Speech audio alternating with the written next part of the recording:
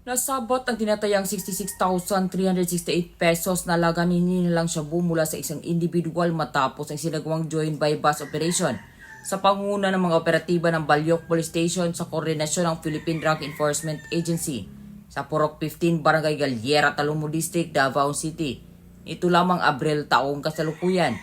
Inilala ni Police Major Harold S. Untalan, Station Commander ng Balyok Police Station, ang suspect na si alias Idol, 45 anyos, residente ng Block 19, Lot 7, Rosalina Village 1, Davao City. Mula sa kanya nakuha ang humigit kumulang 9.76 gramo na hinihinalang shabu at iba pang ebidensya. Kasalukuyang nasa kustodiya ng mga otoridad ang suspect para sa tamang disposisyon at karagdagang investigasyon kaugnay sa kasong paglabag sa Republic Act 9165 o Comprehensive Dangerous Drugs Act of 2002.